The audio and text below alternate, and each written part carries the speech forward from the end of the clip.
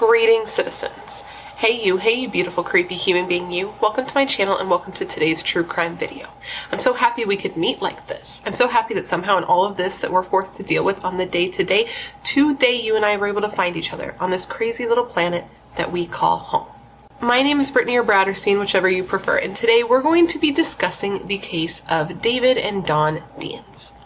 David Viens being the chef who gave the most horrific confession I think I've ever heard in my life when he, David, told police that he had killed his wife and then cooked her body to dispose of it. But before we get started, if you have not yet had the pleasure, please make sure to join the Brat Pack by subscribing and ringing that bell. I put out a new video every single week, sometimes 2 a week, and I would love to hang out with you. Yes, you, specifically you, but I can only do that if you join the Brat Pack and become one of us. Now, before we get into the details of today's case, I first need to say a big thank you to the sponsor of today's video, and that is Morgan & Morgan, America's largest injury law firm. I want to start this with a question. When you get hurt, if you have ever gotten hurt, did you get an attorney? Because you really should have, every single time. Because you know how I say, like, if you are ever brought in by police, even if you are innocent, especially if you're innocent, ask for an attorney. Every time, without fail. Well, the same thing goes for when you are injured. If you're injured, if you're in an accident, you ask for an attorney every single time. It's so important to do just in case, because sometimes injuries don't even show up for a couple of days. First off, that's a whole thing. Like, for example, this actually did happen in my personal life. My husband one time got in a bike accident where he was riding down the street on his bike, like in the bike lane, and somebody opened their car door like really quickly and he hit it and he went over it, which was an absolutely horrifying experience if you know me and know what an anxious person I am. My mother-in-law showed up to pick me up from work and was like, oh, he's in the hospital, and I about had a mini heart attack. And the point of me telling you that little story is that he immediately got representation, which ended up being good for him for 2 reasons. One, he had medical bills, which medical bills in the US? Okay, yeah, we can all afford that. No, of course we can't. And on top of that, he had to take time off work, so he lost money there as well. And here's the thing. You can try to do things yourself, but it's not going to be a good idea because a lot of the times the insurance companies want to give you the bare minimum. And if you don't know what to ask for, what you're legally entitled to, which most of us don't know what that is because we are not attorneys, you could really end up getting the short end of the stick when you are literally in one of the most vulnerable positions of your life. So if you're ever injured and don't know where to start, I'd like to introduce you to Morgan & Morgan, America's largest injury law firm, who, by the way, doesn't take a cent from you. You don't pay them at all unless they win your case. And for the record, they've already won like $15 billion, with a B, not an M, $15 billion for their clients in various different types of cases. And on top of that, on top of being great at what they do, they also make working with them incredibly easy for you. Okay, you don't have to leave your house. You don't even have to leave your couch, which if you know me, that's kind of key. You can literally do everything from their website. You can put in the case details. You can upload documents like your medical bills that you need taken care of. You can sign contracts. And I say you can do this from the website. You can even do this from your phone. You can even text with your attorney. It's like this is legal service for the world we live in now, not the world we lived in like 20 years ago where you had to like go in and make an appointment and sit across from the table and be all awkward. Like we don't, who has time for that? Nobody has time for that. I know I don't have time for that. Submitting a claim after an accident is a no-brainer with Morgan & Morgan because as America's largest injury law firm, they have a lot of attorneys. They have like 800 attorneys. And on top of that, they also have a really, really radical support staff. And by radical, I mean like very good support staff, which you know, I am partial. I am partial to a support staff as I was a paralegal for almost a decade. And they are there to assist the attorneys to make sure your case is handled efficiently and effectively and as quickly as possible. They are there to help make your experience as painless as possible, which is honestly probably why over 3 million people have used Morgan & Morgan to assist them in their time of need. In 8 clicks or less, you can submit your claim to Morgan & Morgan, and one of their attorneys will look at your case and the details of your case through the lens of a legal professional to help you get all that you are entitled to during this very trying time in your life. So with that said, if you're ever injured in an accident, you can contact Morgan & Morgan and submit your claim in 8 clicks or less. And for more information, you can go to forthepeople.com or just dial #529 from your cell phone today. Now I just want to say a big thank you to Morgan & Morgan for partnering with me again on today's video. It's sponsors like Morgan & Morgan that make it possible for me to put out videos as consistently as I do. And a big thank you to you guys for always being so supportive of all of my sponsors. You rock. Don't ever change. All right, let's go ahead and get into this case. So this is the type of case, man, that when I tell you, I almost have no words. Like, okay, I do have words. I have a lot of words, but when I first started reading this case, I was so stunned at what I was reading. I even went on Instagram, and I went on Instagram stories to talk to those of you who follow me there, which if you don't, you should. But if you were there, you saw that I posted on there, and I was just like, what the fuck? Because like, okay, later, this guy David's gonna be like, I didn't cook my wife. I loved my wife. But I sit there and I read it, and I read everything, and I'm like, if you have to say the words to people that you didn't cook your wife, I don't know, I kind of think you cooked your wife, homie. And the idea of that, the whole idea of this case is horrifying, from the way she died, which David claims is an accident, which we'll get into, and you can make your own decision there on if you believe him or not, to like, did he cook her? Did he cook his wife's body? It was just a lot to look into and a lot to read, but I have read all the things, right? So today I'm going to tell you the entire story.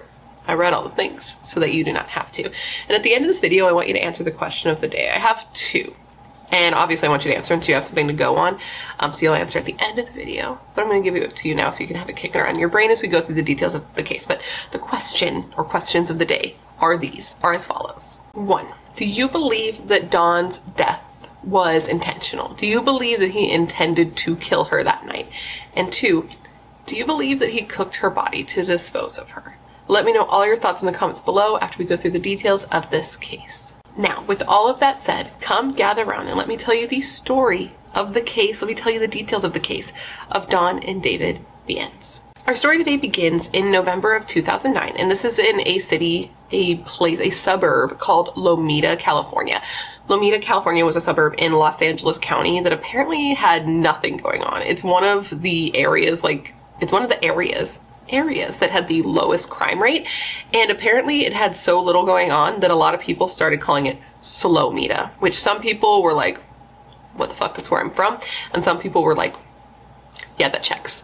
Anyways, in Slowmita, a woman named Dana goes into the Lomita Sheriff's Department to report her sister Dawn missing.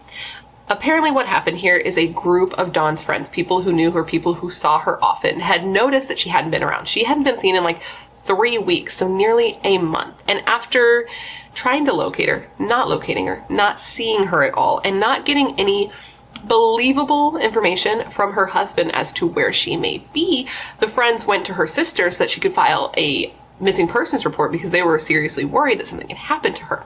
And apparently they had even tried to file a missing persons report themselves, but they were unable to because they weren't, you know, like a family member, which I didn't know was a thing because like not everybody has family.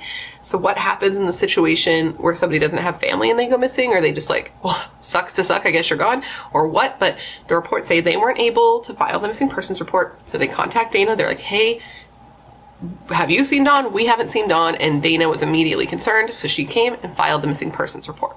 So the case was assigned to the missing persons department, and officers from that unit immediately spoke to Dana and started speaking to some of Dawn's friends to see what was going on. And immediately things seemed weird. So one of the first people who noticed that Dawn was missing was one of her friends named Joe. Now Joe owned a motorcycle repair shop that was across the street from a place, this small little restaurant called Time Cafe. And Time Cafe was a restaurant that was owned by David and Dawn Viens, right? David was the chef and Dawn was the hostess, so she was there all the time. They both were. Time was their baby. And I mean time like T-H-Y-M-E. Thyme. Because like food. Restaurant. You get it. So on top of Dawn being at the Time restaurant, Time Cafe, every single day, the restaurant called Time Cafe, every single day, she also would go over to Joe's motorcycle shop like every single day to just chat with him and also to play with his dog. He had like a cute dog, and you know, women do be loving cute dogs. So she would go over, she'd chat with Joe, she'd play with the dog, and so when she didn't show up for a couple of days, he was like, well, that's very unusual. She's always here. And he actually went to David. He went over there and he's like, hey, like, where's Dawn? It's been days, and like, that's the homie. We hang out all the time. And apparently David told Joe that he had fired Dawn. And Joe hears this and is like, you fired your wife? And David doubled down. He's like, yes, I did. I fired my wife because she has been making mistakes with money. And that's bad. That's a reasonable, like, firing your wife. Like, this is why you don't mix business and pleasure, as they say, because trying to fire your wife seems like it'd be a difficult thing, even if they are making mistakes with money. But on top of that, he was like, she's also drinking on the job, which, okay, sure. That may make sense to some people. But for Joe, he was like, I kind of call bullshit on that, because he knew that Dawn wasn't happy in her marriage. Not that he didn't believe that I don't know if he believed she was drinking and taking money. He might have had a suspicion that she may have been taking money. But he just didn't think that Dawn would have just left by herself. And there was a couple of reasons. I'm going to explain now. So he knew she wasn't happy in the relationship because she had confided in Joe that she wasn't happy with David, that he was controlling, is the word used, that he was controlling with her, and that she just wasn't happy. She wasn't happy with the way her life ended up. And she was thinking about leaving David, which you would think this adds up, right? She's thinking about leaving. She's saying she's not happy. Now she's gone. So maybe she actually did. Maybe she left. But here's the thing. Dawn had been going to Joe, not only confiding in him, but he was somebody who was helping her, because she was taking bits of money, and I don't know if she was taking it from David or if she was just saving it from her tips. I don't know her life, but she was taking money, and she was taking it to Joe and asking him to hold it for her so that she could use this, her nest egg, as she called it, to leave David. The day before she went missing, like the evening, I don't know if it was in the evening or the afternoon. It doesn't really matter. It might matter a little bit, but the day before she went missing, she actually contacted Joe and said that she had more money she was going to bring over, but she never showed up. So he was like, that is suspicious, as some people may say. He was like, that's really weird that she would disappear without taking this money. But his suspicions sort of calmed down a bit when, shortly after having this conversation with David, Joe, actually received a text from Dawn, which, made him feel more comfortable, because clearly she's okay, she's texting. And in this text, she just kind of said that she was leaving town, she needed to clear her head, and that everything was fine. So you would think that that sort of tied everything up in a nice, neat little bow, right? She said she was leaving. She said she was clearing her head. She's gone. This makes sense. Kinda, but not really, because Joe was not the only person to receive a text from Dawn. So Dawn had this friend named Karen, and I think it was actually Karen who ended up reaching out to Dana to file the police report, though don't quote me on that because I'm not 100%, but if memory serves me right, that's how it happened. But either way, Karen and Dawn were close. They had gotten pretty close after Dawn's mother had died of cancer. Okay, so Karen first noticed that Dawn was missing when Dawn failed to show up to a doctor's appointment. Karen's doctor's appointment, because Karen had just found out that she had cancer, and Dawn was going to go with her to her doctor's appointment for like moral support, because this is something that the two had bonded over with Dawn's mother.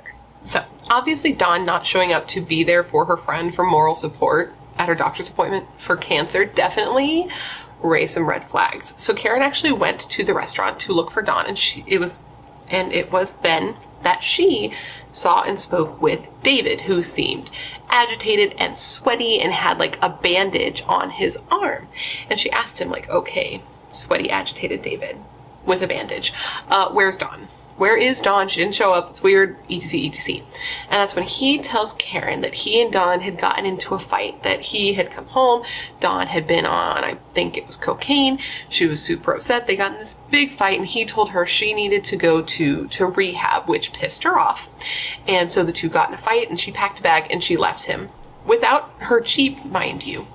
And David, didn't seem that worried about this and didn't seem to really care that she was gone. He even said, quote, good riddance to her departure. Now, this wasn't the most unbelievable story to Karen, because she did know that Dawn did partake in some substances here and there, and she knew that Dawn and David had a tense sort of relationship, a tense past in their relationship, which is something we're going to get into. But she did note that overall David just seemed to be acting weird. Like, he just seemed irritated at her and irritated at her questions, which whatever. That aside, Karen did say, like, okay, sure, whatever you say, bro, that sounds great. But if you talk to her again, because he did say he had spoken to Dawn since she left, have her reach out to me directly. I'd like to talk to her myself because, like, I'm worried, like a good friend would do. Coincidentally, shortly after Karen went and had, her meeting, she confronted David about Dawn being missing. Karen got a text from Dawn. And it was a text that was just like, yeah, hey, I'm fine, I'm out, I'm doing A, B, and C, I just need some time, I just need some space, right? Which would be a good text, it would be a great text, except for the sign off. Because here's the thing, Dawn's nickname was Pixie, and whoever had texted Karen had spelled Pixie wrong, because Dawn spelled it P-I-X-I-E, but whoever wrote this text signed it P-I-X-Y. And this, of course, immediately was like red flag, red flag, red flag to Karen, because like, who would spell their own sign off wrong? This is something she always signed off with, but somehow this person spelled it wrong. Which, first off, why didn't you just like look at her sent text and see how it was spelled? This seems like, you know, pretending to be somebody else 101, but whatever. They spelled it wrong, and Karen was like, I don't fucking think this is Dawn. So with these inconsistencies and like unbelievable situations being kind of piled up together, people were starting to not believe David and to think that something horrible had happened to Dawn. Now, let's talk a little bit about David and Dawn to see how we got here. So, Dawn and David, they had been together for over a decade by the time the events that bring us here together today took place. The two met in Vermont in the early 1990s, and by the time they met, David was actually still married, and he was a father of 3. But the marriage was ending, and so he and Dawn developed a friendship that turned into a relationship, and David was said to be in love with Dawn immediately. He said that he loved Dawn after their very first kiss. The two really absorbed each other and also absorbed each other's families. Like, Dawn was super close with David's family. He was super close with David's kids, because remember, he had 3 children. And his youngest daughter, her name was Jackie, she said that her father, though he had gotten remarried, he never like abandoned his family. He always made time for his kids. They would come over and visit him a lot. And whenever they would, he and Dawn would make sure there were lots of fun things for them to do together. And I guess Dawn, she didn't have any of her own kids, so she really took her stepmother role seriously and treated his kids like they were her own. Jackie said she loved Dawn. They were very close. Dawn had been there since she was little. Jackie would go and stay with them a couple times a year and had even lived with them for a time. And she said that like Dawn taught her cursive and taught her how to tie her shoes. And it wasn't just Dawn with David's family. As far as David went with Dawn's family, yeah, that's a good sentence, he was close with them too. He was close with her brother and her sister. Her brother said that David made a good impression. He had a good, strong work ethic. He was dominant and charismatic, passionate about his food, and he was the type of guy who made like a big production about like cooking for those that he loved. So he would cook for Dawn and Dawn's family, and he was said to be like a really good chef. Anyways, the two married in 1997, and they spent several years just moving around. They moved all over the country, just kind of seeing the world. The country isn't the world. I mean, to some people it is, but they moved around to different places. They tried business endeavors in different places like Florida before finally settling in Lomita, California in 2008, which again was a suburb in Los Angeles. Or excuse me, Los Angeles County. Once the two settled in Lomita, they decided they wanted to pursue their shared dream, something they had wanted to do for a long time. So in 2008, they took all of the money that they had saved up and they put it into buying their restaurant, which was Time Contemporary Cafe. They got their place. They did a major remodel, David working on the remodel and Dawn getting a job at another restaurant to make ends meet until the restaurant was finally ready to be presented to the world. And it was the world. To Salomita.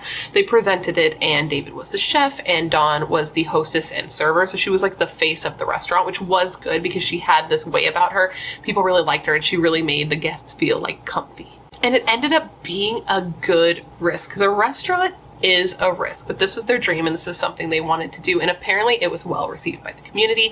People really liked David's food. There were a lot of like good reviews left, and David and Dawn were seen as like a successful power couple in that community. But now half of that power couple is gone. Dawn is missing, and she didn't take anything with her. She didn't take her car. She didn't take her stash of money that she literally had somebody holding for her so she could leave. And there are reports of drugs and missing money and a husband with a new girlfriend who didn't report her missing. And so her friends and her family are rightfully worried about her. So with all that, shortly after receiving the missing persons report, the police went and they decided to talk to David. They wanted to question him and see what's up. And the first thing they wanted to ask him was the most obvious question, which is, why didn't you, sir, report your wife missing? And he was like, listen, I thought about it. Of course I thought about it, but she left voluntarily, so why would I do that? He told police that Dawn had initially disappeared on October 18th. He said that day he and his wife had gone out to, I think it was dinner together at California Pizza Kitchen. They had lemonade and beer and bread before he went and dropped her off at home so that he could go and do some work at the restaurant. He was going to be installing like some pots and pan racks or whatever, and also interviewing a guy for the like another chef position, maybe like a sous chef in the restaurant, and that he and the chef guy, they went out to like a pool bar together. He said that night he went home and Dawn wasn't there. She was just gone, and that she was gone for like a week before finally showing back up at home, and she was like dirty, her hair was a mess, she didn't look like she'd been bathed or anything, and she like reeked of alcohol. He said that that night he and Dawn had talked, and he had told her that what she was getting into had been a problem and that she needed to go to rehab. And she was upset about that, right? Nobody wants to be confronted with the things that they have problems with. So she was upset about that. And she was also upset about just how much David was working, because opening a new restaurant takes a lot of time. And he was working like 70, 80-hour weeks, something crazy like that. But that overall she seemed to agree with him that she needed help.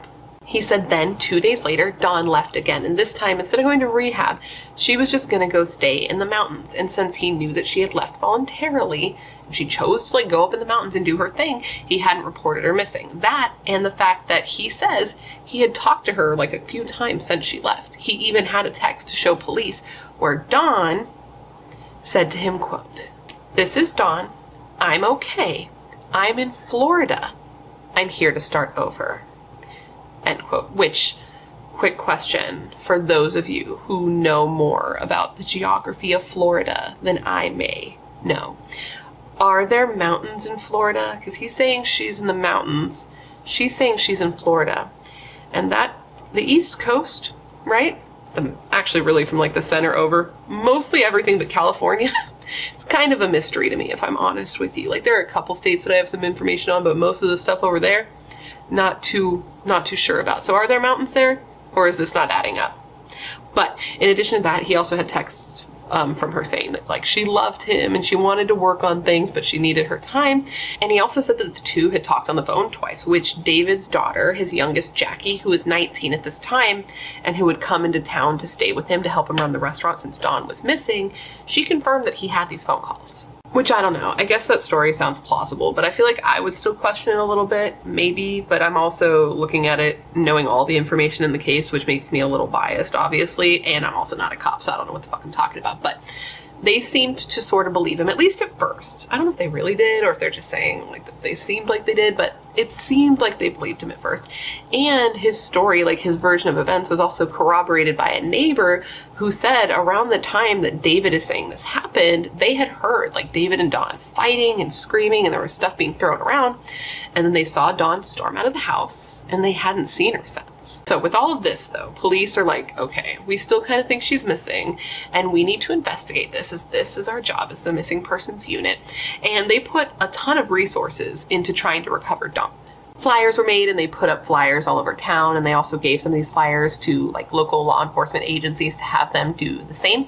And these flyers described Dawn as follows: a white female, 5'7", brown eyes, red hair, about 110 pounds, with a tattoo of a butterfly on her right hip and a star on her ankle. And man, it really seemed like the whole city had Dawn's missing persons flyer up in their window of their businesses, except David. Except her husband, because he reportedly never put one up. I don't want to like sip the tea on him, but that seems a little bit ridiculous, no? Police also, you know, looked into her finances. They looked into her cell phone records, which are two things we're going to get into shortly. They talked to all her friends. They talked to all her family members. They put her information in the missing persons database. They did all the things they're supposed to do, but none of this produced any leads. So police are looking for David's missing wife. Okay. And meanwhile, he is moving on and moving in with his new girlfriend, his new 22-year-old girlfriend.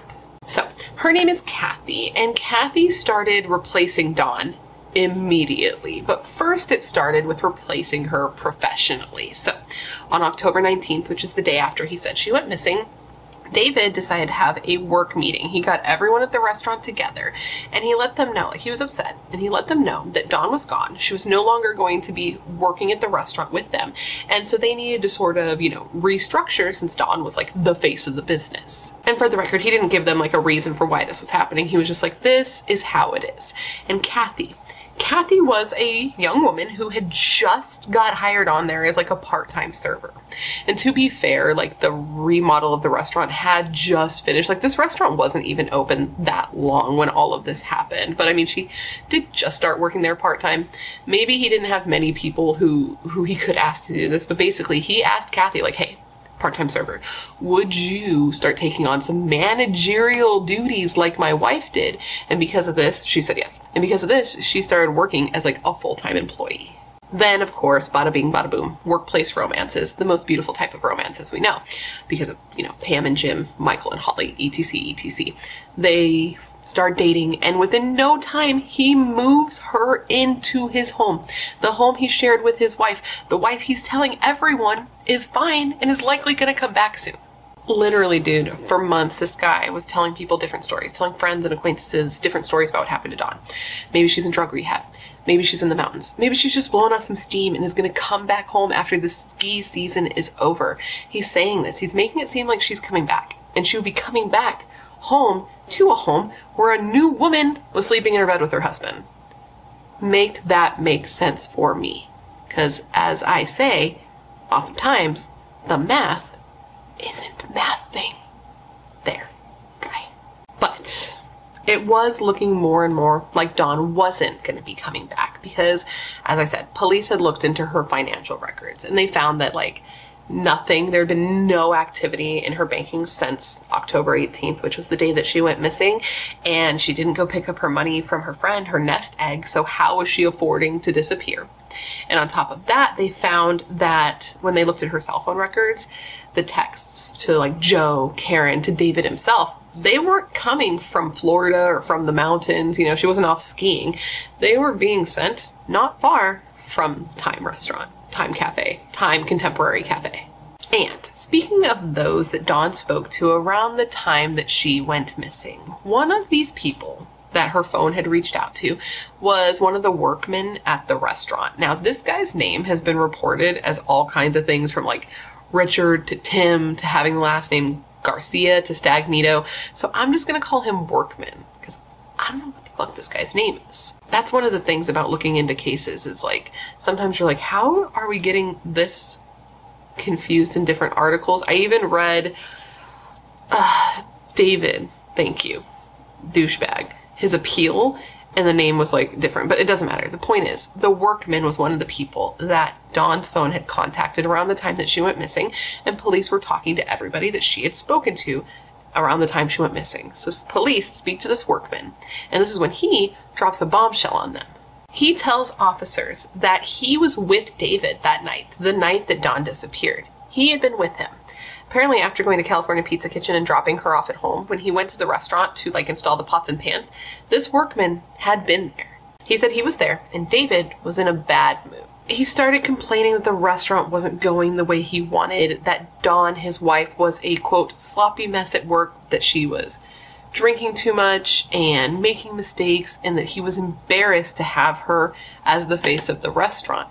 And then he told this Workman that Dawn was stealing from him and that he was super pissed. And then he said to him, quote, "That bitch is stealing from me. Nobody steals from me. I will kill that bitch." The Workman said that he didn't sit by silently while David talked about Dawn this way. He told him, like, you should probably calm down, and he said that David called him a pussy. And apparently the Workman actually did call Dawn to tell her about this conversation, because people like Dawn, right? They liked her. They told her things. And I think that's what the phone records, how they had talked recently around the time she disappeared. I think this is probably the phone call, because he called her. Or she called him. They spoke after this happened, and he told her what happened, and apparently she was super upset about this, was crying and, like, even incoherent. And man, I just can't believe that David would, like, say this in front of people. You know what I mean? He said this in front of the Workman. He said this in front of the chef the guy he was interviewing for the chef position that he later went out to the pool club with, he said it in front of all of these people, these 2 people. It's not all of these people, but that's too many people if you're trying to keep a secret. And then the next day, she's gone. So Dawn was gone for months. And during the months that she was missing, the police actually reached out to the public, or like asked the public for assistance. Like, if you know anything, seen something, say something. If you know anything, let us know. We are trying to find this woman. And it's from these public service requests, that a man named Larry, who worked for the Daily Breeze, which is like a magazine or some news publication, right? He caught on to the case. And this seems random, but it is not random. It absolutely matters a whole big deal. So Larry finds out about this case and he starts writing about it. He starts writing about it all the time. And he had been writing about Dawn's disappearance for 6 months when finally he got to sit down with David and do an interview. Larry wanted to talk to David about his wife, obviously, but David told him right off the bat that he had been advised by an attorney not to talk about that, not to say anything about that because, you know, the husband is always considered a suspect, but he did make sure to let Larry know that he had nothing to hide. So Larry asked him, like, do you miss your wife? Do you know, love your wife? And he said, yes, he loved his wife. He missed his wife. And Larry caught on that he used the past tense when talking about his wife, Dawn. He noted it, and he actually made a note of it in the article that he wrote about the interview. So Larry, the reporter, was not thinking that David seemed, you know, on the up and up, and he wasn't the only one. The police were also not feeling super tight about David, and they had been looking into him, and they had found that he had a pretty spotty past. David apparently had a pretty serious history with drugs. I guess, like, when he and Dawn were living in Florida, they had opened up a restaurant there as well, and David had started, like, dealing drugs to have some supplemental income of sorts because running a restaurant is expensive. And apparently he was selling like hundreds of pounds of weed to like smaller dealers to sell, like he was the big guy and they would, you know, buy weed from him to sell. And he was also a distributor of coke, like cocaine. Probably Coca-Cola as well, since he had a restaurant, but we're not talking about that right now. So anyways, David ended up getting caught and getting arrested for this. And after his arrest, it looks like he worked with police so he could get a lighter sentence and even helped police like catch the other fish. You know how that goes. Like, we've all seen movies. But anyways, after his trouble with the authorities, apparently that's why he and Dawn ended up moving. And they moved to like almost the farthest place they could, like the farthest place away they could go in the continental US, they went. Which, okay, I will say that getting caught for like distributing drugs, selling some weed is a far leap from murdering your wife. But I think the police were kind of like, listen, maybe he's just cool with breaking the law. A duck is a duck, or whatever, a murder duck. So they press him and they try to get him to take a lie detector test. And at first he says he will, but then he doesn't. And he says he's going to offer up a cash reward for his wife's, you know, safe return, but he doesn't. But you know, the thing with him is it's like, he just didn't have time for all that. You know, he just didn't. But you know what he did have time for? Another remodel on the restaurant. He revamped the restaurant yet again, this time putting in new floors. And police knew this, of course. They knew that David had done another remodel, and they also knew some more stuff because Joe, remember Joe, the friend across the way? He had been seeing some shit and he'd been saying some shit. And he let police know that he noticed that several weeks after Dawn went missing, David's new girlfriend and David's daughter Jackie were seen by him, by Joe, throwing Dawn's clothes away in the dumpster. At time, the restaurant, the dumpster at the restaurant, they were taking Dawn's clothes and throwing them away there. So in learning this, the cops bring both of the ladies in and they sit them down and they ask them, like, the fuck, guys, that's not really cool. And both of the ladies had their reasons.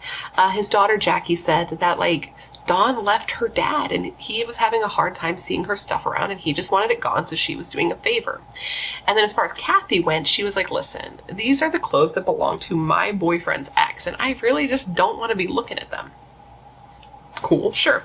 And this could seem reasonable. The story of this case is, this could seem reasonable, I guess, in isolation, but this, in combination with all the other stuff they were looking at, the police were like, no, actually, no, this isn't reasonable at all, LOL. And in, I believe it was August of 2010, Dawn's case was changed from a missing persons case to a homicide investigation. And this, August of 2010, was almost a year after she went missing. And once it was switched from a missing persons case to a homicide case, things moved pretty quickly. One of the things that happened pretty quickly after is that police decided they wanted to put David under surveillance because it definitely seemed like he might have done something. And if it didn't already seem like he was guilty, what's super, not funny, haha, but funny, like, bro, come on, is that after he found out that the case went from a missing persons case to a murder case, he miraculously started hearing from Dawn again. Which, okay. Anyways, police are like, okay, we're gonna put you under surveillance. So they go to his home. They knock on the door. The home that he was sharing with Kathy now. They knock on the door and they find that he is gone. Homeboy had just up and moved, which seems like it could be a bad thing, right? But Shyamalan twist, it ends up being a great thing because David had not been letting them search the home thoroughly since Dawn went missing. But now that he was gone, police could. They didn't need his permission. They needed like whoever was living there now or whoever owned it now, whatever's permission, and they got it. So great news for them. They go to where he is now. They put him under surveillance at his new place that he's staying. They also put the restaurant under surveillance. They tap his phones and they start searching the house he had lived in with Dawn when she went missing. And of course, as I'm sure you can imagine, they did find something. They found blood spatter in the bedroom and they found a blood stain in the bathroom. But unfortunately, these stains were too degraded, like from time and probably from somebody trying to clean them up, to be useful. But the police didn't release this information that the blood was, you know, degraded and unusable. But they did release some information, like the fact that it was found. And they released it in a very interesting way to sort of spook David. And spook David it did. When I say it spooked David, you just wait. A couple of things actually ended up spooking David all at the same time, but we're going to talk about the blood thing first. So you remember the reporter Larry who had been reporting on this case from like the moment he heard about it, he started reporting on it. Well, police knew he was super interested in this case, and they knew that he may be interested in running an article with some certain information in it, like the fact that blood spatter was found in the house and that David was now being considered a suspect.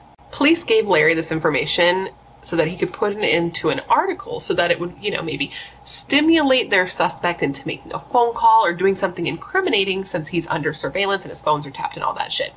Now, Larry, the reporter, knew that police were just using him to stir some shit up, but he was still like, say less, as the kids say, and quickly whipped up an article with this information in it.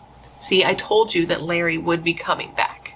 Now, around the same time that this article thing is being worked on and the blood's being found, all this is happening around the same time. Police are also trying to locate David's daughter, Jackie. So you remember Jackie had moved to Lomita to help David run the restaurant when Dawn disappeared. She confirmed the phone calls that David had spoken to Dawn. She was throwing clothes away, all that jazz. Well, she had suddenly moved back to, I think it was South Carolina. Nobody knew why, but she moved back. And police were trying to find her, and they hadn't been able to. They did speak to her boyfriend. And her boyfriend said that Jackie knew some stuff, had some information, and wanted to talk to police, but so far they hadn't been able to. But then, it's February of 2011, the article's about to be released with, you know, the information that there was blood found in the house and that David was a suspect, and police are finally speaking with Jackie. Yeah, his own daughter agreed to be interviewed, okay?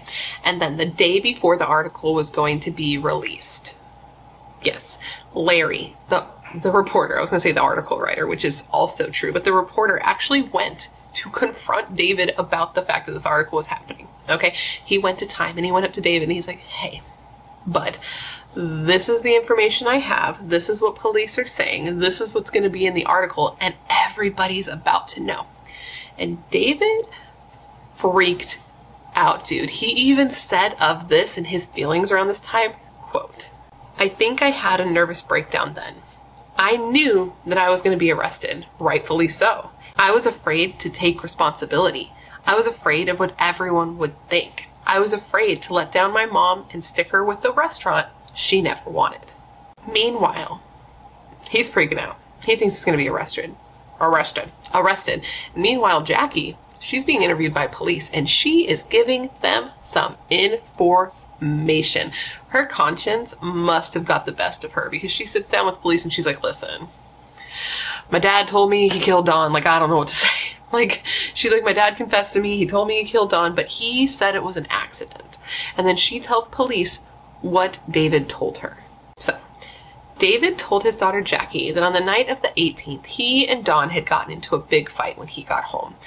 That he was so tired. He had been working so much that he just wanted the fight to be over and that Dawn wouldn't leave him alone. So, he went and grabbed duct tape that the two kept in the kitchen. He grabbed her. He taped up her hands. He taped up her ankles. He put tape over her mouth, and he left her and went to bed.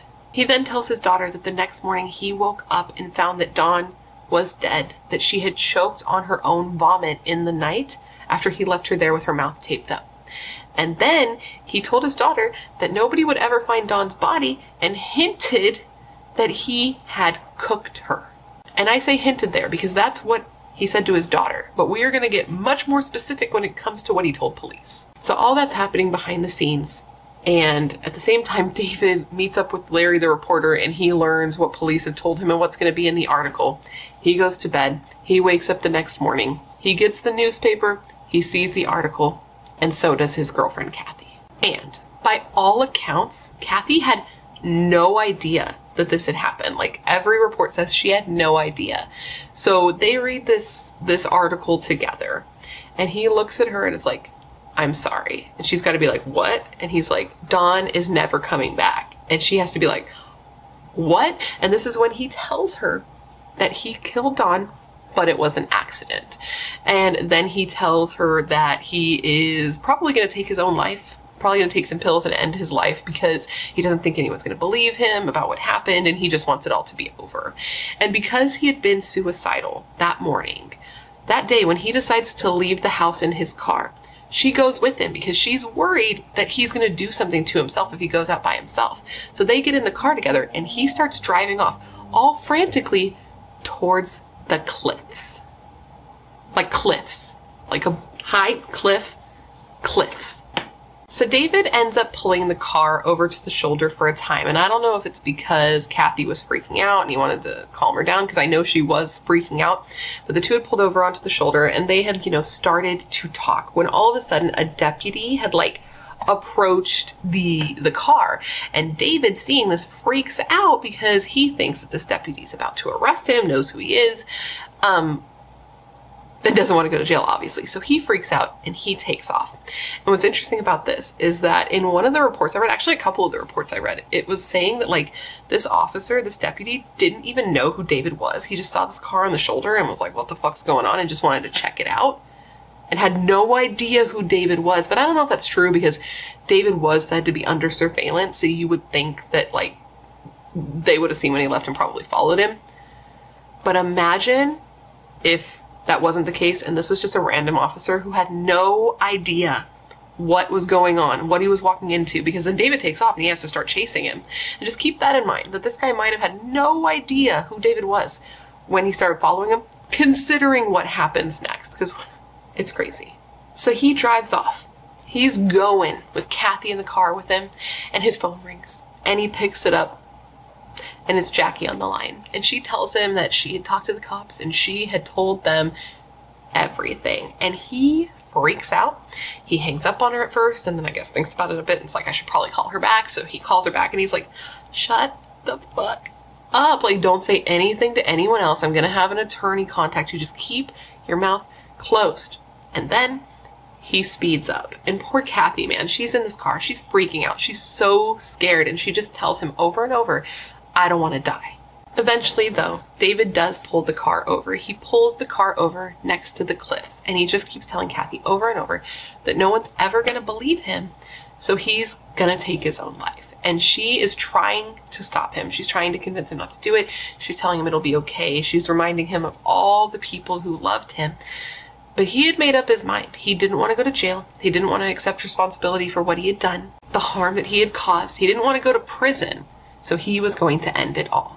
Kathy grabbed him, man, grabbing his clothes, even pulling off his pants as he scaled this fence that separated him from the cliffs that was probably there specifically to stop him from doing what he was trying to do. Okay, and the cop is there too. The cop is there yelling at him, telling him to stop, telling him not to do it, telling him like he just wanted to talk to him. He just wanted to question him. But David didn't stop, and he made it over that fence. He stood there, literally cornered at the edge of a cliff, dude, and he jumped. He spread his arms and jumped feet first, screaming as he fell 80 feet below. He jumped off an 80-foot cliff, landing on the rocks below. Now I'm gonna blow your mind if you don't know this case, but he lived, dude. He landed feet first. He shattered his leg, his pelvis, other bones, but he had no head injuries, so he lived. I mean, don't get me wrong, he was fucked up.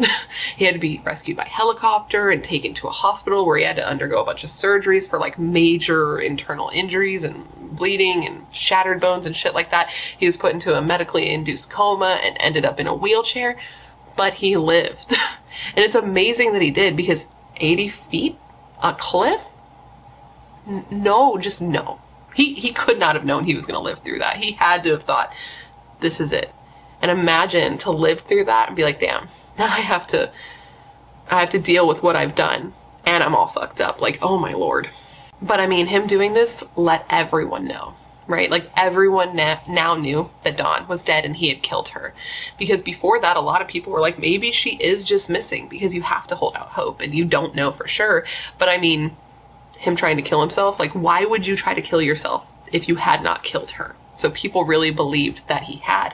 And I think it was like the day after he did this, there was a handwritten note along with flowers that were left like by the front door of Time, and the note just said, "Rest in peace, Dawn Viens." That note, though, would not be there long, because after police spoke to Jackie and they learned that David may have cooked his wife, or said that he may have cooked his wife, they actually went to the Time restaurant and they tore that shit apart, searching it top to bottom. They went in with jackhammers and heavy equipment and they excavated the concrete floors, because they were like, okay, even if he didn't cook her, like, there's a good chance he buried her here, because he literally put in new floors after she went missing.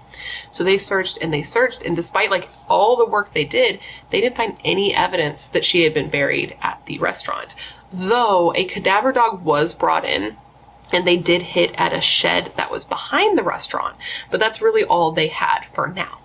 But they would have more after David confessed. So in the hospital, after, you know, he had underwent all of these surgeries to save himself and was in recovery, he confessed to police. He actually confessed to police twice. So in his first confession, he told police as follows. He says that he and Dawn, the night of the 18th, had gotten in a fight. That first they had done cocaine together at Dawn's request, and that after they were, you know, on said drugs, things got a little bit tense. That he got mad when they started talking about the money that had been stolen from him, and that he snapped. So in the hospital, after undergoing several surgeries to save him, and when he was in recovery, David confessed to police. He actually confessed twice. So in his first confession, he said as follows. He said on October 18th, he had gone to the pool hall, and when he came home, he and Dawn had done cocaine together per Dawn's request, because she liked cocaine, and that it wasn't a great experience. And he said once they were, you know, all on said drugs, that they started to talk about the money thing, and that he got very angry and very violent at the thought of Dawn stealing money from him, and that he snapped. He said at that he got the duct tape, he taped up her hands, her wrists, or not her hands, her wrists, her ankles, and put tape over her mouth, and then went to bed. Pretty similar to what he told Jackie and what Jackie told police. But what's crazy about this is that he makes sure to tell police that him taping his wife up like that isn't as crazy as it seems, because this is something he had done before, at least 2 other times before, because he, quote, didn't want her driving around wasted, whacked out on coke and drinking, end quote. He said the next morning he found her dead, and that he put her body in a closet before taking her out, wrapping her in garbage bags, and then taking her and putting her body in the dumpster behind Time. So that was his first confession. But 2 weeks later, he would give another confession that included more information and a different method of disposal of Dawn's body. So what David told police is that Sunday morning he had been, you know, doing the books as people with businesses do, and he noticed that a lot of money was missing. And he says that he thought this was due to Dawn's carelessness, not due to her actually like stealing money from him. But either way, it really bothered him and it had been weighing on him all day. He said that, you know, gave the same story about California Pizza Kitchen, about dropping Dawn back off at home, about going to the restaurant to install the pots and pans rack. Yes. And then going like bar hopping with that guy that he was interviewing for the chef's position. But now he's saying that while he was out, you know, bar hopping with the chef guy, Dawn kept calling him over and over, and she was clearly upset. And at some point, he says, she even showed up at the bar where he was and was, quote, being difficult. He said when he got home that night, Dawn had not gotten back to the house yet. So he decided that he didn't want to deal with any of this. He just wanted to go to bed. He was super tired. So he took an Ambien, he went into the bedroom, and he pushed like a large dresser in front of the door to keep her out when she finally did get home. He said at some point she did come home and she was outside the door and was, quote, raising hell outside, but he kept the dresser in front of it so she couldn't get in. But he said the next thing he knew, because he says his brain was a little foggy because the Ambien, she had gotten into the room and she was on top of him and was like flashing a light in his face and just like talking shit to him. He said that he kept telling her to just leave him alone, to just let him go to sleep, but she refused. So eventually he decided that he was going to tape her up. So he grabbed her, he drug her into the living room. He got this roll of like packing tape and he wrapped it around her wrists, her ankles, and put some over her mouth before leaving her there and going to bed. And he said of this quote, "I wrap her hands up real quick. I wrap her feet up real quick, and I take a piece of clear duct tape, wrapping tape, and I put that over her mouth. And that was it. I said, good night." He said the next morning when he woke up, he rolled over reaching for Dawn because he wanted to cuddle. He had forgotten what he had done the night before. And then when he remembered what he did the night before, he was like, fuck, she's gonna be so pissed. So he got up and he ran out into the living room, and that's where he found that she was dead. He said she was cold and she was hard. And he said at this moment he went into a panic and he started pacing back and forth, just saying to himself, like, what am I gonna do? This does not look good. And when police asked him what he did with his wife's body, at first he clammed up. He said he didn't want to talk about it, but then he did talk about it. He said that he came up with the idea of, quote, cleaning the grease traps, and that he had thought, after seeing Dawn, he thought back to the commingling of excess proteins that he would see at the restaurant. So with that thought in mind, he decided to get rid of his wife. He was going to cook her. He literally put her body in this large vat of water, hot water, boiling water, put her in there face down so he didn't have to look at her, put weights on her back, and then cooked her for days. And he said specifically of this quote, "I cooked her 4 days. I let her cool. I strained it out." So what was left, what had been strained out, was 7 or 8 pounds of what was left of Dawn's body. And he said he took that and he mixed it up with grease and like scraps of trash and then put it in trash bags. And that's what he put in the dumpster. He said that he did this in the restaurant, right? And that during the day, because it was a restaurant and there were people in there eating and there were people everywhere, he would take this pot, this big ass pot with his wife's body, and he'd wheel it to the shed in the back of the restaurant, which is interestingly where the dogs hit. Remember, the cadaver dogs hit at that shed. He would wheel the pot to the shed, leave it in there, and then after the restaurant was closed for the day, he'd bring it back in and he'd spend the night cooking his wife. He said that the only identifiable piece of Dawn that was left was actually her skull and her jawbone, that he said came out perfectly in one piece. And he said that he kept this and that he had stored it in his mother's attic in case he ever wanted to do something with it someday. And the way it read when I read it, was that he might want to put it somewhere else, maybe, this is my opinion, in an attempt to like lead police away from where her body actually was discarded, like put it out in the wilderness or something. He didn't say that, but the way I read it, it felt that way. But either way, he says he kept her skull and her jawbone that came out perfectly in one piece so that he could do something with it in the future. So, needless to say, David was arrested and he was charged with his wife's murder. And when the trial happened, he was there. He was able to be at the trial, but he was in a wheelchair due to the injuries he sustained in his suicide attempt. And the trial was pretty simple. It was pretty straightforward. The prosecution presented a case of David being an abusive husband who murdered his wife in, an act of abuse and didn't give a shit about it afterwards. Now, one of these people who testified for the prosecution to show that David was an abusive husband, because I told you we were going to kind of get into them having a rocky relationship, well, this is some of the accounts of it, was Karen. You remember Dawn's friend, the one who she was supposed to go to the cancer appointment with? Well, Karen testified for the prosecution, and she told the court that in August of 2009, she had noticed some red marks on Dawn's throat, and when she asked her what happened, Dawn told Karen that David had tried to strangle her and had been strangling her. And then a month later, this would have been in September of 2009, so a month before she was killed, Dawn called Karen in the middle of the night frantic, telling her that she was hiding in the bathroom, that she had barricaded herself in her own bathroom, and that David was irate and she was hiding in there because she was worried he was going to beat her. And Karen could hear him in the background just screaming through the door at Dawn.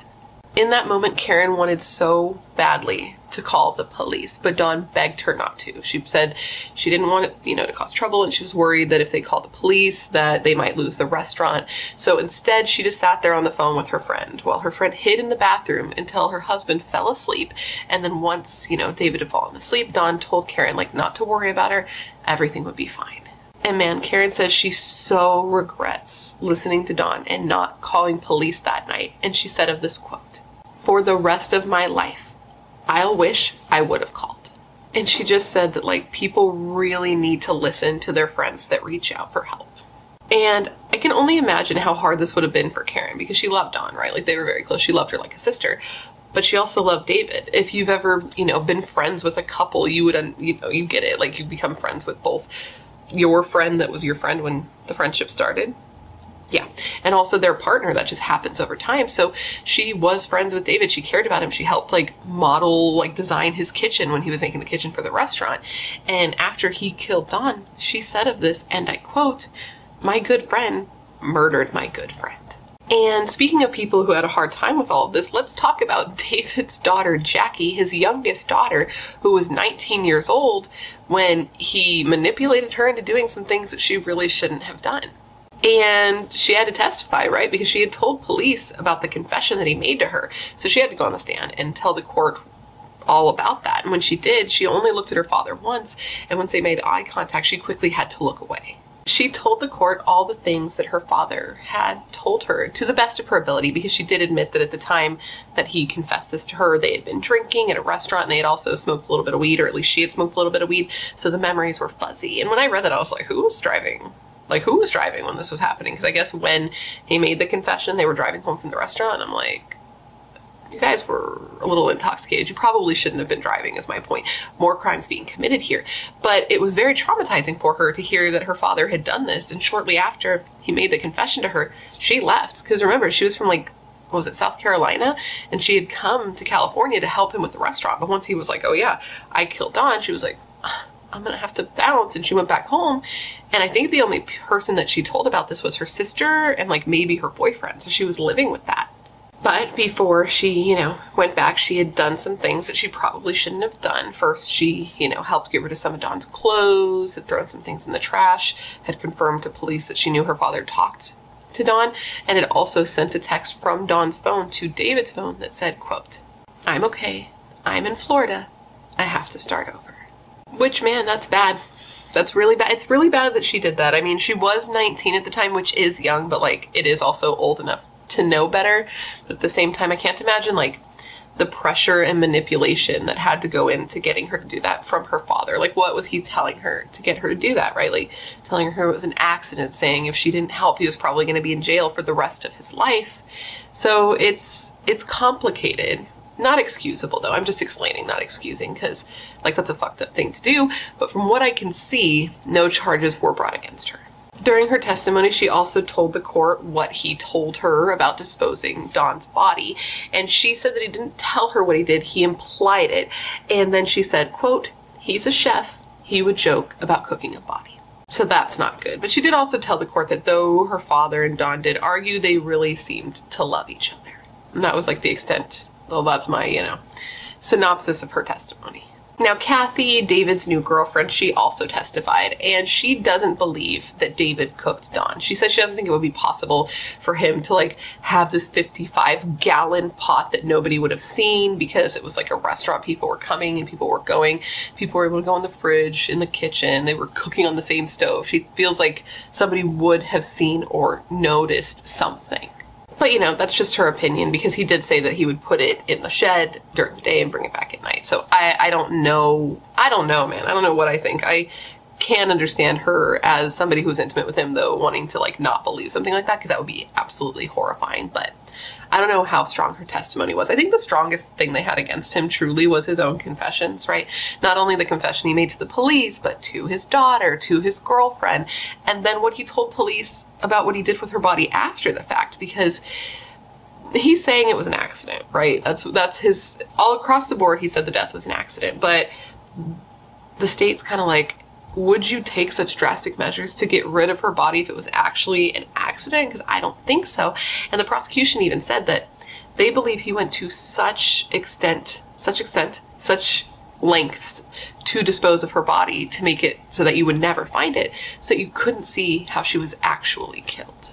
But the defense, they said it was all bullshit. They said that the death was an accident and that David never cooked his wife, and said that he only said that because he was interviewed after undergoing major surgery and being on like a bunch of drugs, and that he was confusing reality with his dreams. The defense said that the idea of him cooking his wife was ludicrous, and that it was too sensational to even believe. And then the defense asked, quote, "Is it even feasible to boil a body in water?" To which I would guess yes, but I am not a bit of a scientist myself, so what do you think? Now, at the end of the day, the main thing that the jury had to decide on was whether or not David meant to kill Dawn, because though the disposal, or the idea of what the disposal method may have been, was what was mostly talked about here, like when you look at the news stories, that's what you're seeing. It is sensational and it does matter, but really what matters is whether or not he meant to kill her, because what they were deciding between was first-degree murder, which was premeditated, second-degree murder, and manslaughter, because those were the choices the jury was given on what they could, sentence him with, But that isn't to say that I don't think the disposal method doesn't matter, because I think how you treat somebody after they die could show how you treated them in life, or how you cared for them in life, rather. And it was just really hard to believe that if he did that to her body after death, that he really, ever cared about her and loved her. But that could be said for all murders, right? Like, how could you kill somebody if you say you love them? But I think it's particularly true for Dawn, because even if you just look at the way he says he killed her, even if it was an accident, right? Like, how could you do that to someone? How could you tape up your wife and then just go to bed and leave her there to suffocate and die? And another reason I think that he didn't care about her as much as he says he did is because after the fact, like during his sentencing, which we haven't gotten to yet, he just wanted to blame the entire murder on her, like it being her fault. He said that she drank a lot and she did drugs, and she was the only reason he even had to tape her is because she was out of control and loud. It's like he continued to say, like, yes, I did it, but it was an accident and she made me do it. And at one point, the DA even had to say, like, stop smearing your dead wife's name. But anyways, the jury of 6 men and 6 women were sent to deliberate, and it didn't take them long to come up with a decision. It just took like 5 hours spread across, I think it was 3 days, which I guess one could say that that is a long time, but that's subjective. But the point is, they had come back with their decision of David Robert Viens being guilty. He was guilty of the second-degree murder of Dawn Viens. The prosecution, of course, had been asking for a first-degree murder conviction. Like, that's what they were going for, but the jury couldn't come to that decision. They said that they were making their choice based on evidence presented and not the fantastical stories about what he may have done with Dawn's body. And one juror did say that they believed that he had anger management issues, that David had anger management issues, and that he didn't show any remorse for his wife's death, but that they did not believe that it was proven that he meant to kill his wife when he taped her up and left her there that night. They said they didn't believe his threat to kill the bitch when he said that the night that she died was enough to prove that he premeditated actually killing her, because plenty of people say things like that and don't act on it. But this case, man, it definitely stuck with the jurors. There were a couple of them who said that after hearing the details of this case and the details of what may have happened, they had trouble sleeping at night. Now, when his verdict was read, he sat there completely reactionless, but Dawn's sister Dana, who sat through all the testimony and all the graphic details, all while wearing a yellow butterfly pin in memory of her sister, just like completely broke out into sobs. And before David was taken into custody, Dana urged the court to give him the harshest sentence possible, saying, quote, "He's going to continue to fight for his freedom, which I hope you don't give to him for a very long time." She added that her family is having such a hard time understanding this whole situation because Dawn is gone, killed by somebody she loved, that they trusted, and they don't even have her body. She said, what did she say? There was a quote that basically saying that the whole situation had just been incredibly surreal. And man, it was surreal for so many people, because from the outside, everybody thought they loved each other. Like, everyone thought David loved Dawn, and even Dawn thought David loved her. I guess after abusing her, after, you know, having the marks on her throat and Karen talking to her on the phone when David was like trying to break down the door, Dawn told her, like, don't worry, he loves me too much to ever really hurt me.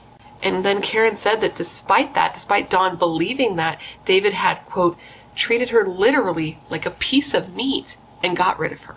Karen did say that she was satisfied with the second-degree murder conviction, though, which I thought was interesting, because she said murder was murder.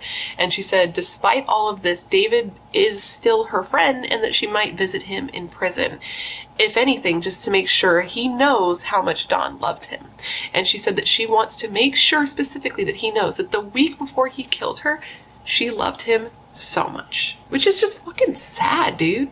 That's just very hard for people to deal with, especially the families of David and Dawn, families who were super close with both of them. Her sister said that there is no, closure here, no justice, no winners, no losers. It's just two destroyed families that are going to continue to suffer.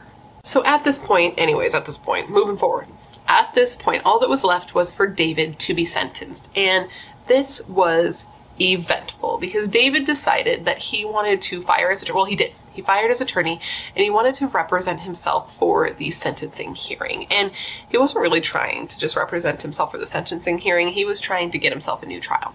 He said that his attorney was incompetent. And I mean, it was clear that he felt this way even during his trial because, okay, when the defense rested, you know how they like rest their case. When his attorney told the court that they were resting the case, David literally jumped out of his chair, jumped out of his wheelchair and was like, "Your Honor, I object." Which did not at all make him look good because this just made the jurors and people in the court think that he was in the wheelchair to exaggerate his injuries and wasn't even hurt as bad as he was pretending to be because he could literally jump out of his wheelchair just fine when he wasn't thinking about it. Anyways, he asked the judge for a new trial and he said that his attorney's advice to him to not testify at the trial, because I guess his attorney told him not to testify at the trial. He didn't think he would be good on the stand. And this is a quote. This is not my words. I would never. But David told the judge that this choice that his attorney made was retarded. I can't even say it out loud because it just makes me uncomfortable. And he said that if the judge let him have a new trial, he would take a lie detector test so that the whole world could see that he was telling the truth and they would know what really happened. During the sentencing hearing, he went on to give a 45-minute-long rambling speech where he just kind of talked in circles and didn't say anything of much importance. He just said that he was hallucinating when the officers questioned him, when he made his confession, because he had been in surgery for like 12 hours, and that's why he made up the story about cooking his wife. And then he said, quote, "I loved my wife. I didn't cook my wife." Does anyone else immediately, when you hear my wife, go to two places, which is Ned from Try Guys, well, formerly from Try Guys, and Borat, because they were both always like, "My wife." I think, yeah. He told the court that he didn't even remember giving those confessions, and he feels like the jury should have known that he gave those confessions when he was like all FUBAR City. And then added that the DA, who was against this retrial for several reasons, right? She had read the motion and said that it was all nonsense, etc, etc. Well, David said, that she was too afraid to go against him at trial. He was like, she's afraid to go up against me if I represent myself because I'm going to hammer smash face all over her. And I read that and I was just like, all the balls in the world on this guy. The judge ultimately was like, nah, dog. Like, your attorney knew the case and the representation you received was at the standard required by law. And David was all pissy about this and just said that he planned to appeal. Like, right away, he's like, before you even sentence me, just know, I'm gonna appeal this. Dawn's sister Dana spoke at this hearing where she responded to him and his want for a retrial and appeal. And she said, quote, "As I sat here the last hour listening, I learned I will not have any peace for a very long time. I think he made it pretty clear to all of us he's going to continue to fight for his freedom." She added that in this situation she had lost double because she lost her sister, but she also loved David and lost David. Like, he was like a father to her and had changed her life. But she said she has no sympathy for him because he stole her sister.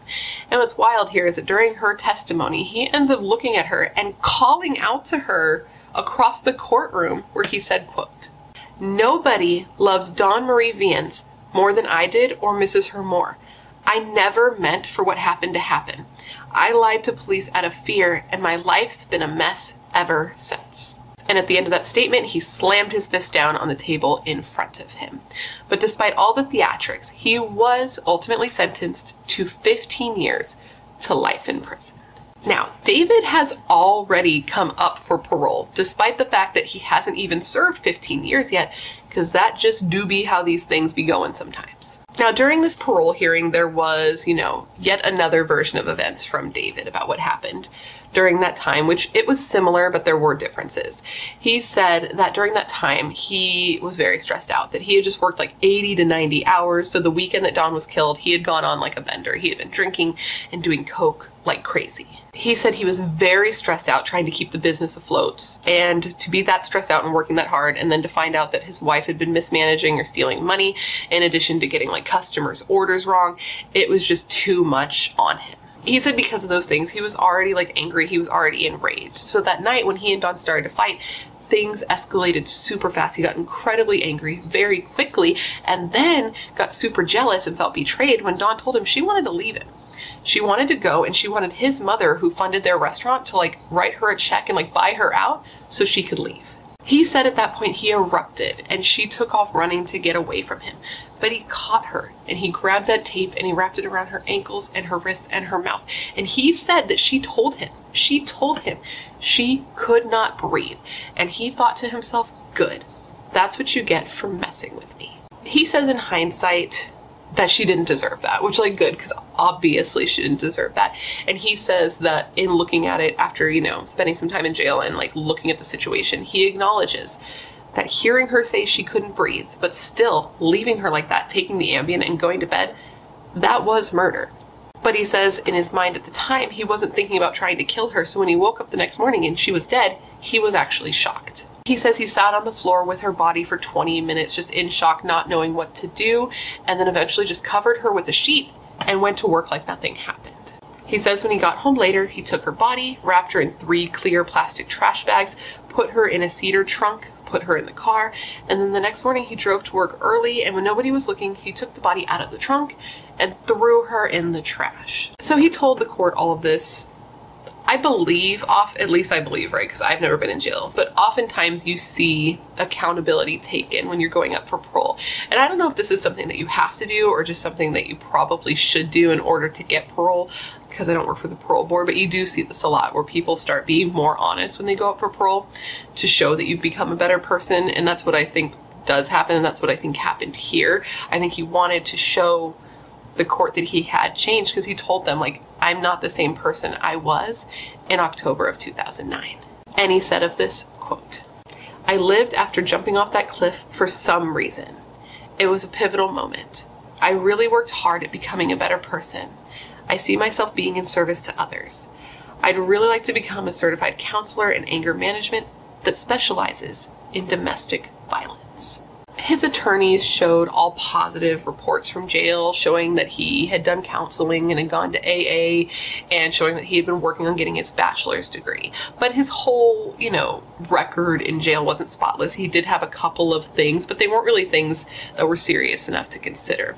What they really needed to consider was the impact his crime had on the community at large and the public safety concern at letting him out. Dawn's brother was at this hearing and he made a statement in opposition of David being released from jail, where he said, quote, "I hope you, the state of California, keep this man in prison for the rest of his life. He killed my sister, and more and more and more and more, he's just admitting and admitting what he's done." When David was asked at this hearing what he would say to Dawn if he was able to, he just said that he would say he was so sorry. And he said, quote, "My God, I'm sorry I didn't treat you better. I'm sorry that I murdered you. I'm sorry that I didn't listen to you, didn't appreciate you, didn't get help. I'm going to live the rest of my life in regret, remorseful for what I've done. It was horrible." He did also apologize to Dawn's family, saying that he doesn't expect their forgiveness. He doesn't accept their forgiveness. Imagine, no. He doesn't expect their forgiveness, but he is sorry, and he'll have to live with what he did for the rest of his life. After a 6-hour hearing and less than an hour of consideration, David Viens' parole was denied, and he was told he would have to wait another 5 years from that time before he could, be eligible for parole again. And I believe that's just in 2026. And that's where we are now. It's just such a horrific case, and I have so much trouble deciding what I think happened here. He just changed his reasoning for what he did so many times. From, being mad about money, from him just wanting to sleep, to another story that we didn't even get into because I feel like this video is already super long and I couldn't go over every single thing he said. But in another version of events, he said the two were doing drugs together and he decided he didn't want to do them anymore and didn't want her to do them anymore. So he threw her cocaine in the sink, and that she freaked out and was mad that he got rid of her drugs, so he had to tape her up to restrain her. And the one thing all of his reasons seem to have in common is that he's not taking accountability. And in all of these situations, he's putting himself in the place of being provoked and puts the blame on her. And that's just so frustrating because there is nobody responsible for what David Viens did here except for himself. Okay? Nobody. And just imagine that scenario. If things went exactly how he said, which they probably didn't, there was probably more, but if things went just like he said, he took this woman, he drags her into the living room. Imagine being a woman being dragged into the living room by your husband, and he's taping you up, and he puts tape over your mouth, and you can't breathe, and he leaves you there to die. That's horrifying. And in doing my research, I saw a quote that said it best when they said that what David did to Dawn that night was he made her a prisoner. He took away her ability to move. He took away her ability to breathe. And when he woke up the next morning and found that she had died, there's no way he could have been that surprised to find that he had killed her after the way he left her. And with that, my friends, is the story of the horrifying murder of Dawn Viens. I hope you found my telling of this to be informative. I hope that it made sense. And of course, I just want to thank you for hanging out and remembering Dawn with me today. Now, considering everything I told you throughout this video, I want to revisit the question or questions of the day now that you have information to go on. And the questions of the day were this. 1. Do you believe that Dawn's murder was intentional, or do you think it actually was an accident? And 2, do you believe that he cooked his wife's body to dispose of her? Let me know all your thoughts in the comments below because I do not know where I land on this. Anyways, guys, before you leave, please don't forget to let me know down below what case you'd like to see me cover in the future. As you know, I have a long list of cases, and whenever you leave me a suggestion, I put your suggestion on the list, and I put your name next to it, so if I cover it, I can give you a shout out. I love looking into the cases you guys suggest because they're often cases I haven't heard of or cases that need more coverage, and I know you're filled with great ideas and great taste. Otherwise, you would not be here. Of course, please don't forget to join the Brat Pack by subscribing and ringing that bell. I put out a new video every single week, sometimes 2 a week, and I would love to hang out with you. Yes, you, specifically you, but I can only do that if you join the Brat Pack and become one of us. One of us, one of us, one of us. And if you want to hang out more consistently, all my social media is linked down below, along with a link to my merch store and to my membership. Which, speaking of my membership, because you get members only posts and shit like that. Members saw the background first. I didn't mention the background in the beginning because I just wanted to get into this case, but now we're at the end. What do you guys think? Those who have stuck to the end. I'd love to know your opinion. I am kind of in love, if I'm honest with you. I've been wanting to make a change, and I know it's a big change, and I'm sure I have so many comments from people as soon as they clicked on the video, like, where are the stars? And I don't know if I'm going to bring them back. I don't know if I'm going to do both. I'm in a space where I could do both, like alternate. Let me know what you think. But yeah, members saw it first. So if you want to be, a early access to things, my membership's available. That's what it comes down to. And now, with all of that said, I just want to thank you for being here when you could literally be anywhere else in the world. That is tight.